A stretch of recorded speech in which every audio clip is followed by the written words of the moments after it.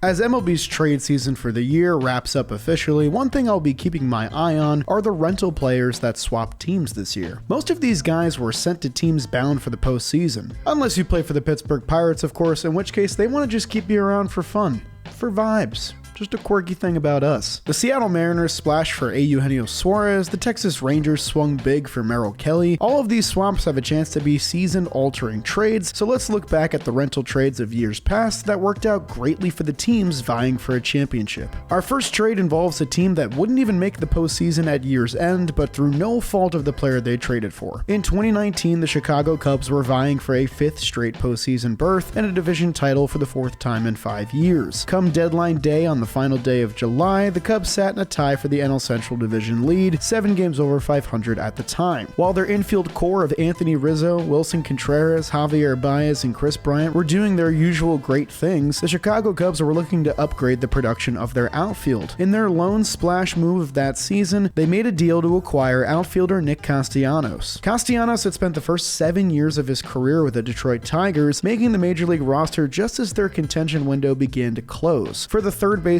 turned right fielder, a trade to a contender was a welcome sight, with the Detroit Tigers having lost 98 games or more in each of their last 3 seasons, on their way to a 47-114 record in 2019. And joining a pennant race for the first time in his career ignited Nick Castellanos' bat even further. He smacked 37 extra base hits in just 51 games, posting a .321 batting average and an OPS over 1,000 for the Cubs, becoming a force in the middle of their potent lineup. His .646 slugging clip in the final 2 months of the year was the 8th best mark in all of baseball, right behind his Bash brother in left field, Kyle Schwarber. And this is just your weekly reminder that in 2021, Jed Hoyer did not tender Kyle Schwarber a contract. The guy's gonna hit 500 home runs, and the Cubs couldn't even bother to go to arbitration with him.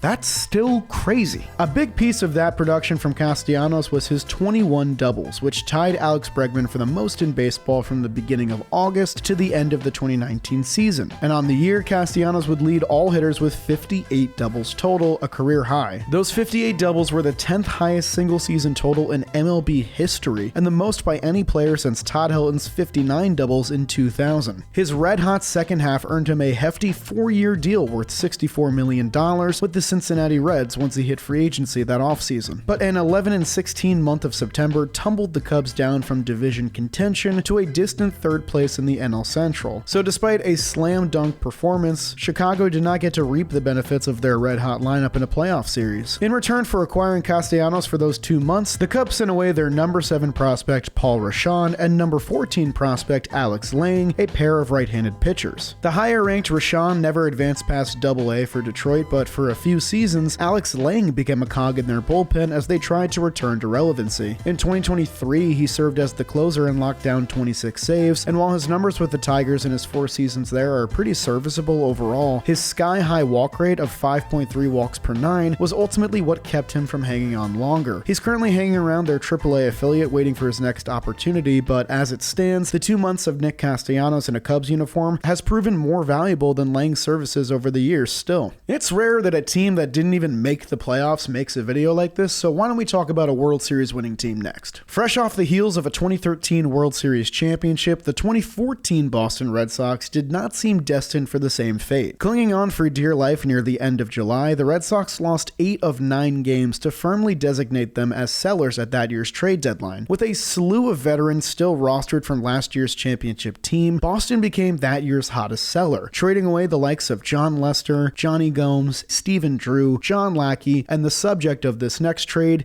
Jake Peavey. The former Cy Young winner's tenure in Boston hadn't exactly been elite up until this point, pitching a below-league average ERA in 30 starts between 2013 and 2014, while posting the lowest strikeout rate and highest walk rate of any team he pitched for in his career. On July 26th of 2014, though, he'd be traded from one of the most hitter-friendly environments to one of the most pitcher-friendly environments, packing his bags to join the San Francisco Giants. In need of some quality quality starting pitching due to Matt Cain's injury, the acquisition of Jake Peavey was a perfect fit out in the Bay. Peavey pitched to an ERA a shade over 2 in a dozen starts for the Giants as they pushed for the National League West Division crown in the final 2 months of the season. His ERA ranked in the top 15 from the time he switched uniforms to the end of September. After a rough first 3 starts, Jake Peavey's final 9 outings became one of the best stretches of his entire career. From August 13th to the end of the regular season, the San Francisco Giants went 8-1 when Jake Peavey started a game, but they were just 16-16 in all other games, resulting in a second-place finish in their division. Jake Peavey finished at least 7 innings in 6 of those starts and didn't allow more than 2 earned runs in all 9. And I think it's completely fair to say that there's a world where the Giants missed the playoffs entirely without his dominance down the stretch. Come October, Jake Peavey would get the ball in Game 1 of the National League Division Series, and he would deal 5 2/3 innings of shutout ball in a 3-2 victory over the Washington Nationals. Though this was his lone playoff victory that year, the Giants still prevailed in their pursuit for a 3rd World Series in 5 years, conquering the Kansas City Royals in 7 games. Jake Peavey's tenure was so successful that once he hit free agency that winter, he decided to re-sign with the San Francisco Giants on a 2-year, $24 million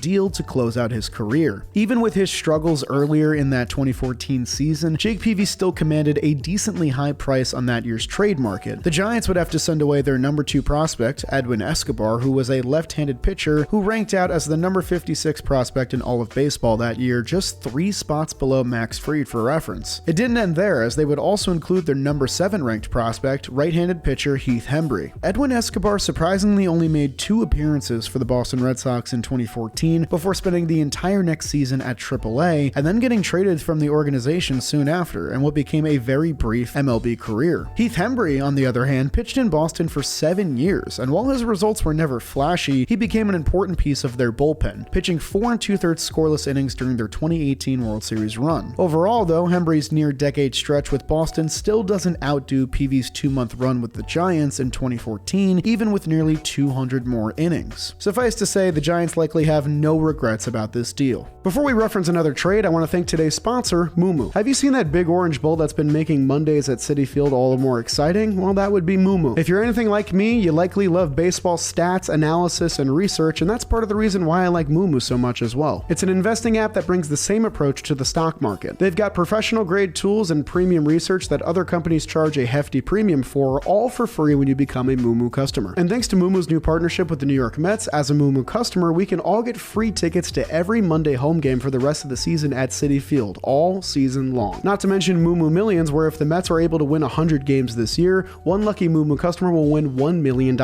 They've already given away $10,000 for 25 wins and $20,000 for 50 wins, and before long, someone will be getting $30,000 for 75 wins. But as much as we love baseball, Moomoo's #1 priority is jumpstarting your investing journey. They're giving all my viewers up to $1,000 in Nvidia stock just for making a qualified deposit. Just go to start.moomoo.com/jolly, scan the QR code on the screen, or click the link in the description to start with Moomoo today. But now, let's get back to baseball. I'm going to keep things right in San Francisco for our next trade as well, but this time we'll turn the clock back 2 more years. Tied for the National League West Division lead at the end of July in 2012, the San Francisco Giants were in need of a jolt offensively to try and keep up with the Los Angeles Dodgers. While the rotation and bullpen were stabilized with some ferocious arm talent, the lineup needed help overall. Outside of the trio of Brandon Belt, Pablo Sandoval, and Buster Posey, the Bay Area squad needed more ammunition, ranking 25th in MLB with a .378 team slugging clip at the end of July. They would make a pair of trades for bats, bringing in outfielder Hunter Pence and the subject of this trade, infielder Marco Scutaro. Scutaro, a 10-year veteran infielder at this point, wasn't exactly thought to be an impact move at the time. On an expiring contract, he had struggled offensively with the club where everyone seems to hit. Marco Scutaro managed a paltry .684 OPS in 95 games, playing well below replacement level. But a change of scenery turned out to be exactly what the 36-year-old second baseman needed, as he put up some of the best performances of his career in the final 2 months of the 2012 season with the Giants. Scutaro hit a scalding hot .362 with an OPS 44% better than league average in his 61 games in the second half, an OPS swing of nearly 200 points from his prior 4 months with the Rockies. From the first time he donned a Giants uniform until the end of the regular season, his .362 batting average was second highest in all of baseball, only trailing his own teammate Buster Posey. The Giants surged from the trade deadline to year's end, putting up a 37-19 record to win the NL West division by by a healthy margin. As for Marco Scutaro, he'd be playoff bound for just the second time in his 10-year career, but you wouldn't be able to tell from his performance. After a quiet division series, Scutaro became the engine of the offense in the National League Championship Series against the St. Louis Cardinals. In 7 games, Scutaro hit .500 with 3 doubles, 6 runs scored, 4 runs batted in, and an OPS north of 1100 in what became a series win for San Francisco. At the time, Scutaro's 14 hits in the 2012 NLCS tied a series record, shared by Albert Pujols in 2004, Hideki Matsui in 2004, and Kevin Youkilis in 2007. Naturally, Marco Scutaro would take home NLCS MVP honors, and 4 games later, the 2012 Giants became World Series champions, thanks especially to Scutaro's game-winning RBI single in the 10th inning of Game 4 against the Tigers. Much like Jake Peavey, Scutaro's tenure was so exceptional that he re-signed with San Francisco and spent the final 2 years of his career there as well. It's hard to imagine that all of this stemmed from what was, at the time, a throwaway rental trade where the Giants were supposedly upgrading their defense. The Giants traded away their number 11 prospect, infielder-outfielder Charlie Culberson, or as I like to refer to him, the best Dansby Swanson doppelganger on planet Earth. I mean, look at this.